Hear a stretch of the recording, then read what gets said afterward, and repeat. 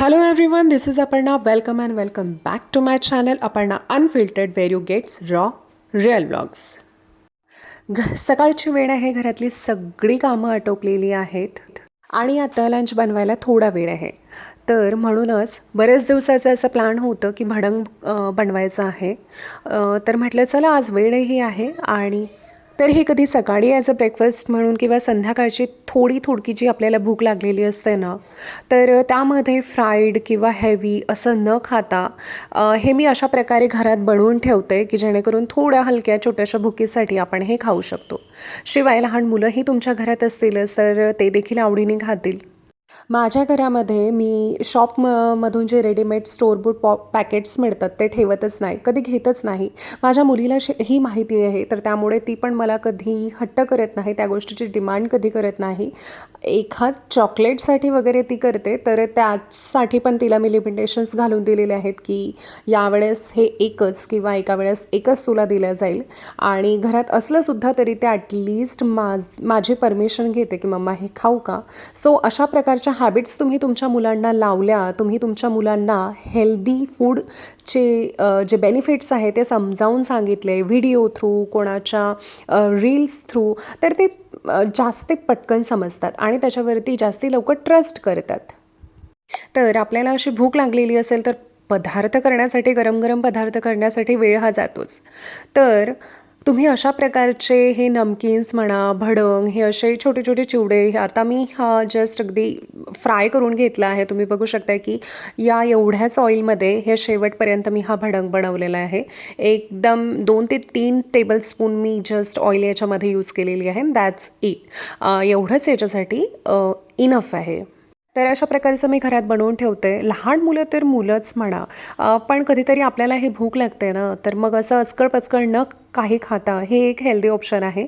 मी लाडू जे माझ्याकडे मी बनवून ठेवते तिळाचे, ड्रायफ्रूट्सचे आणि हे असे भडंगचे प्रकार वगैरे, हे सगळं काही माझ्या गॅसच्या ओट्याच्या तिथे एक छोटा स्लॅब आहे, तिथे कंटेनर्समध्ये ठेवते, जेणेकरून हँडीही होते आणि बाकीचं म्हणजे पौष्टिक म्हणूनच आपण खातो, बाकीचं असं काही खाल्ल्या जात नाही.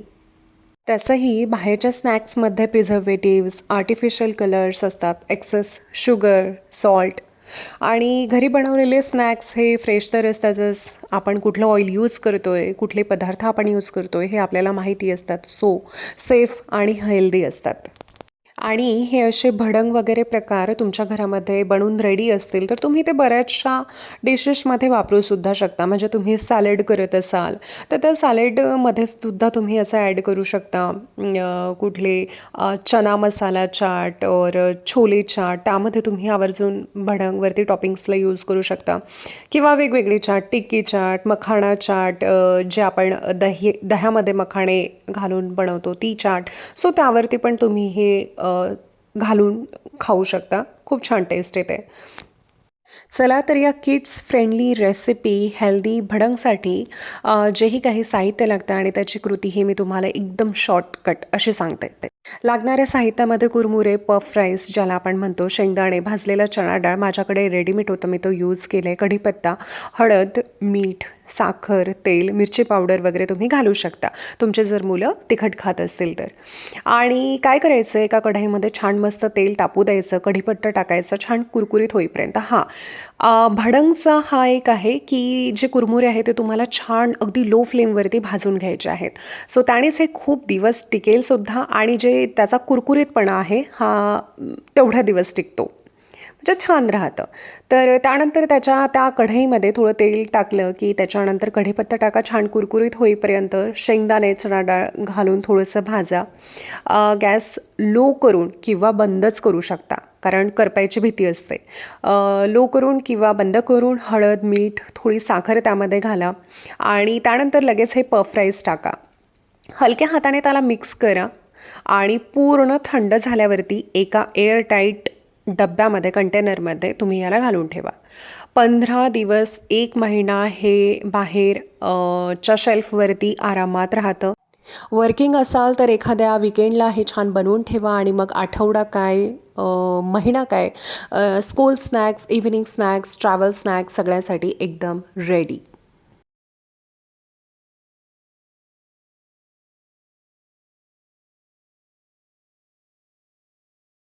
क्विक टूर देते मी तुम्हाला माझ्या फ्रीजचा. फ्रीज माझा छोटाच आहे साईजनी, तरी पण छोट्याशा फ्रीजमध्ये सुद्धा आपण कशा प्रकारे गोष्टी ऑर्गनाईज करू शकतो, आपण कशा प्रकारे त्या मांडू शकतो, हे एक जरा क्विकली मी तुम्हाला दाखवते. हे फ्रीझर आहे. फ्रोझन सेक्शनमध्ये मी जास्ती काही ठेवत नाही, त्यामुळे अशी चटणी वगैरे असे ग्रीन कलरची करून ठेवलेली तर तीच आहे. जर पनीर राहिलं तर पनीर राहतं, पण अदर काही ठेवत नाही. त्यानंतर फ्रीझर सेक्शनच्या खाली हा जो सेक्शन आहे, इथे मी मोस्टली दुधाची भांडी ठेवते. म्हणजे हे दूधच आहे आणि हे त्याच्यावरती जे मलाई मी काढून ठेवते, हे या भांड्यामध्ये, या पातेल्यामध्ये मी काढून ठेवते. त्याच्यानंतर हे असे छोटे मोठे भांडे आहेत, त्याच्यामध्ये मी काही काही स्टोअर करून ठेवलेलं आहे, जे आज न उद्या संपून जाईल असं. आणि त्याच्यानंतर हे बघा, हे असे एकावरती एक डबे ठेवायचे. आणि बघा इथे मला एवढं काही ठेवून पण एवढी प्लेस जी आहे ती खाली आहे मला यूज करायला. त्यानंतरच्या सेक्शनमध्ये आत्ता सध्या मी कालच जे आहे ते व्हेजीज आणलेले आहेत, व्हेजिटेबल्स आणलेले आहेत, त्यामुळे फ्रीज सध्या खूप भरून आहे. तर हे बघा, अशा प्रकारचे ऑर्गनायझर्स मी यूज करते, अशा प्रकारचे स्टोरेज मी फ्रीजसाठी यूज करते. हे माझ्याकडे आधीपासूनच होते, तर चांगले आहेत, BPA प्रूफ आहेत, त्यामुळे हे वापरायला काही हरकत नाही आहे. तर अशा प्रकारच्या ग्रीन व्हेजेस मी याच्यामध्ये स्टोअर करून ठेवते. आणि तुम्ही पाहू शकता की त्याच्या मागे बॅक साईडला पण मी छोटे छोटे डबे ठेवलेले आहेत, म्हणजे एवढे मागे हे जात नाही, तर ते छोटे डबे मागे ठेवलेत. आणि त्याच्या पुढे हे त्यानंतरच्या सेक्शनमध्ये हे इथे बघा, इथे पण किती सगळं आलेलं आहे. मटकी मी आतमध्येच ठेवते, कारण बाहेर त्याला कीड वगैरे लागतात. तर मटकी, रवा, मैदा यासारख्या गोष्टी ह्या माझ्या फ्रीजमध्येच असतात. तर इथे बघा एवढे मोठे मोठे डबे आहेत. आणि इथे पण एकावर एक. फ्रीज मोठा असो किंवा छोटा असो, त्याला तुम्ही कशा प्रकारे ऑर्गनाईज करून ठेवताना हे खूप महत्त्वाचं आहे. आता ह्याच जर गोष्टी मी अगदी रँडम ठेवून दिल्या असत्या फ्रीज उघडून, तर मला ही जागा, एवढी प्लेससुद्धा मिळाली नसते काही ठेवायला. म्हणून फ्रीज छोटा असो किंवा मोठा असो, तुम्ही तो कशा प्रकारे ऑर्गनाईज करून ठेवता, तुम्ही स्टोरेज त्यामधलं कशा प्रकारे ठेवता, हे फार महत्त्वाचं आहे. तर बघा इथे कॅरेटसुद्धा ठेवली आहे. तर कॅरेट मी अशी पसरून ठेवली असती तर मला इथे काहीच जागा मिळाली नसती, म्हणून मी अगदी एकावर एक अशी ती ठेवलेली आहे. आणि त्याचं मला अगदी 2-3 दिवसामध्येच काम आहे, म्हणून मी अशी वरती ठेवलेली आहे. त्यानंतर हा येतो एक व्हेजिटेबलची बास्केट. आता बघा यामध्ये पण मी भरपूर स्टोअर करून ठेवलेला आहे. आता हे मी पॉलीबॅगमध्ये याच्यासाठी ठेवलं आहे, कारण ह्या ना अगदी 2-3 दिवसाच्या भाज्या आहेत, म्हणजे मी 2-3 दिवसामध्ये याला करणारच आहे, संपवणार आहे. भेंडी वगैरे झाली, हे लगेच संपवलं की बरं पडतं.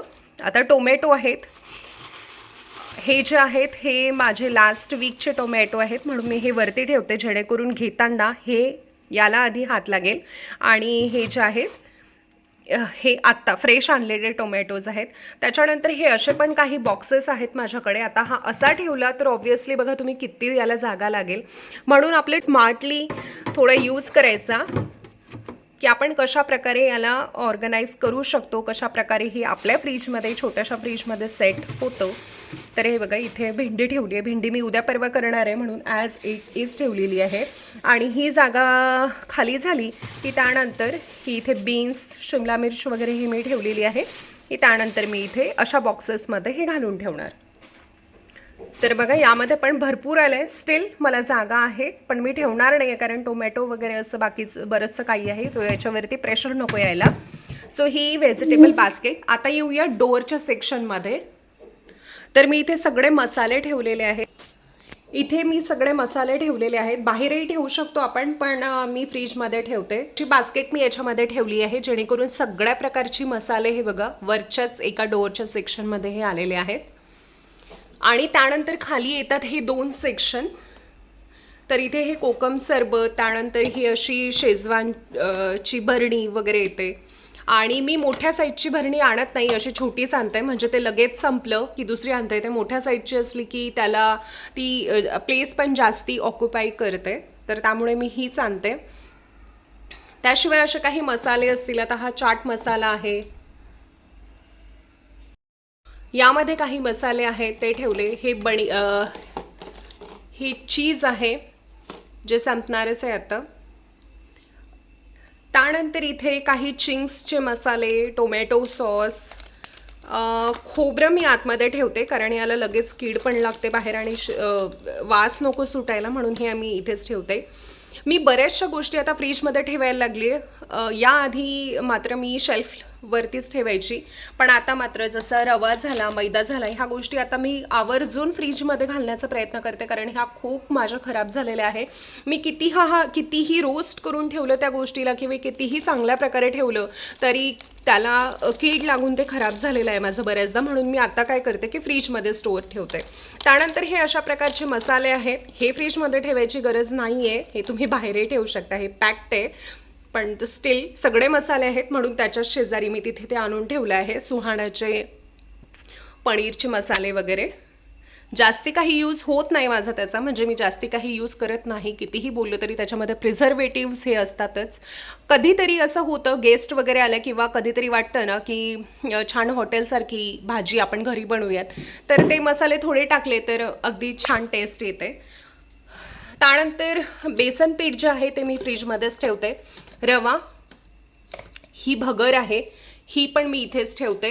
याला पण बरेचदा कीड वगैरे लागून झाली आहे, मग ते असं होतं ना की वेस्ट होतं, एकतर टाकून द्यावं लागतं, ते यूजमध्ये येत नाही, त्यामुळे म्हणून मग मी ते फ्रीजमध्येच ठेवण्याचा प्रयत्न करते. सो मेक शुअर करते की ह्या गोष्टी ज्या आहे रवा, बेसन, मैदा ह्या फ्रीजमध्येच ठेवते मटकीवर.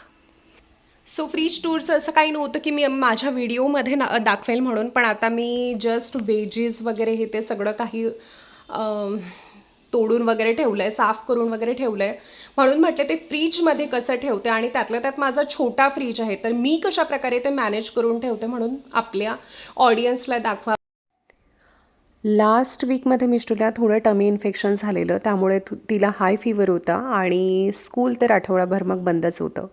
तर आता कुठेतरी ती चांगल्या प्रकारे रिकवर झालेली आहे, पण तोंडाची जी टेस्ट आहे ते तिला त्या फीवरच्या दरम्यान आणि हे सगळं काही खिचडी, मुगाची खिचडी वगैरे असंच काही खाऊ घातलेलं मी. दोन्ही टाईम मी हलका आहारच तिला दिलेला. सो आता तिचं म्हणणं आहे की मम्मा मला नूडल्स दे और पास्ता दे, असं काहीतरी दे. तर म्हटलं चला, बरेच दिवस झाले बनवले पण नाही, दिवस काय महिने झाले असतील मी नूडल्स हे घरी बनवलेच नाही. सो एक पॅकेट तिच्यासाठी घेऊन आली.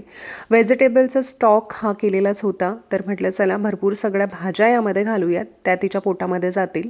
आणि नूडल्स ठीक आहे कधीतरी तरी इट्स ओके. आपण बाहेरचे खाल्ल्यापेक्षा घरी होममेड बनवलेले कधीही चांगले. ॲटलिस्ट वी नो की आपण काय याच्यामध्ये टाकतोय, कशा प्रकारे टाकतोय. अशा प्रकारे नूडल्स करण्यासाठीची प्रिपरेशन केलेली आहे. नूडल्स हे बॉईल करून त्याला हे असं याच्यामध्ये स्टीवमध्ये ठेवलेलं आहे आणि ऑइल लावून ठेवायचं, म्हणजे त्याची कुकिंग प्रोसेस ही तिथेच थांबते आणि एकमेकांना ते स्टिक होत नाहीत. त्यानंतर चॉपिंग जी आहे ती चायनीज क्युझिनला प्रिपरेशन लागते, ती व्हेजिटेबल चॉपिंग कटिंगचीच मेन असते. तर इथे शिमला मिर्च अशा प्रकारे सिलेंड्रिकल शेपमध्ये मी कट केलेली आहे. कॅरेट, कॅबेज, स्प्रिंग अनियन, आणि हे स्प्रिंग अनियनचे हे जे व्हाईट पार्ट असतो हा फोडणीमध्ये घालायचा. चालेल, कुकिंगला काही जास्ती वेळ लागत नाही, जे आहे ते याच्या प्रिपरेशनला जास्त वेळ लागतो चायनीज क्युझिनच्या. इथे मी ठेवलेली आहे ही कढई, जेणेकरून मला ते परतवता छान येईल. माझ्याकडे एक छोटी होती, बट मी म्हटलं की मोठ्यामध्ये छान परतता येतं म्हणून ही ठेवली आहे. पॅन गरम करून घेतलं, त्यामध्ये थोडंसं ऑइल घातलं, एक साधारण 2 ते 3 चमचे असेल, आणि मला ह्याच्यामध्ये जिऱ्याची टेस्ट आवडते म्हणून ते घालून घेतलं आहे. गार्लिकचा फ्लेवर मला नूडल्समध्ये खूप आवडतो. इनफॅक्ट चायनीज क्युझिनमध्ये गार्लिक हे आवर्जून वापरलं जाते. आणि त्यानंतर तेल छान गरम झाल्यावरती कांदा, स्प्रिंग अनियन त्याच्यामध्ये मी टाकते, जो व्हाईट पार्ट असतो स्प्रिंग अनियनचा तो घालून त्याच्यामध्ये सगळ्या भाज्या ॲड करायच्या. आता चायनीज कुकिंगमध्ये फ्लेम थोडा हाय ठेवायचा, हायच ठेवला जातो की त्याचा फ्लेवर छान येतो. आता या सगळ्या भाज्या 1 बाय 1 घातल्या आहेत. भाज्या खूप जास्ती तुम्हाला शिजवायच्या नाही आहेत, त्या क्रंची राहिल्या पाहिजेत आणि हा क्रंचच नूडल्सला छान स्ट्रीट स्टाईल टेस्ट देतो. बॉईल्ड नूडल्स याच्यामध्ये घालते आणि हलक्या हाताने हे सगळं टॉस करायचं, मिक्स करायचं. आणि नूडल्स ना तुटू नयेत म्हणून काय करायचं की जेंटली त्याला टॉस करायचं. आता ते करण्यासाठी त्यासाठी तुम्ही 2 फोक घ्या आणि त्याला अशा प्रकारे टॉस करा 2 फोकच्या हेल्पनी, म्हणजे ते तुटणारेही नाहीत आणि तुम्ही टॉससुद्धा चांगल्या प्रकारे करू शकता. अदरवाईज कुठल्याही लेडलने ते तुम्ही नाहीच करू शकत, तुम्हाला फोक यूज करूनच करावं लागेल. आता माझ्या मुलीला तिखट हे अजिबातच आवडत नाही, म्हणजे ती खातच नाही. तर हा तर तिचा सगळ्यात आवडीचा प्रकार आहे नूडल्स, म्हणून तिला अगदी फिक्के फिक्के असे काढून ठेवले आणि आमच्यासाठी हे सगळे चायनीज सॉसेस टाकले. Soy sauce, red chilli sauce, green chilli sauce, vinegar, थोडंसं मीठ आणि ब्लॅक पेपर पावडर वगैरे घालून हे सगळं काही मिक्स केलं आहे आणि किचनमध्ये चायनीज अरोमा या सॉसेसनेच येतो. इथे उद्याच्या ब्रेकफास्टसाठी थोडेसे मूग आणि त्याच्यामध्ये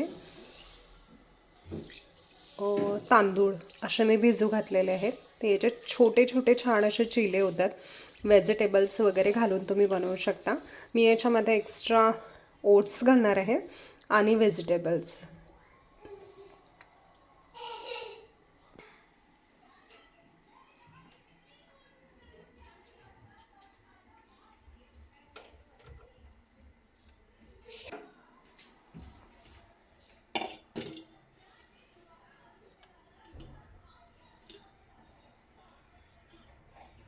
मी सध्या एक पिगमेंटेशन क्रीम वापरते आहे. अजून हार्डली एक आठवडाच झाला आहे मी हे यूज करते आहे, पण तरी अगदी थोडे चेंजेस मला माझ्या स्किनमध्ये जाणवलेले आहेत. स्किन केअर प्रोडक्टला तसा रिझल्ट दिसायला वेळच लागतो. एका आठवड्यात पिगमेंटेशन हे पूर्ण जाईलच अशी एक्सपेक्टेशन ठेवणंच चुकीचं आहे. पण तरीसुद्धा एक स्मॉल चेंजेस दिसले तरी नोट करणं इम्पॉर्टंट आहे ते. तर मला ना माउथ एरियाच्या बाजूला असं हे पिगमेंटेशन आहे, थोडी स्किन जी आहे माझी तिथे डार्कर आहे. तर एका आठवड्यानंतर मला यामध्ये थोडे चेंजेस जाणवले, ते म्हणजे स्किन आहे ना थोडीशी ब्राईट वाटायला लागली आहे आणि फेस असा जास्त फ्रेश आणि हायड्रेटेड दिसतो. मात्र पिगमेंटेशन असं कमी झालेलं नाही, पण डार्कनेस थोडं सॉफन झाल्यासारखं वाटते आणि टेक्स्चर थोडा स्मूथ वाटतो मात्र माझ्या स्किनचा मला. जर तुम्हाला टाईम टू टाईम अपडेट हवा असेल तर मला कमेंट नक्की करा.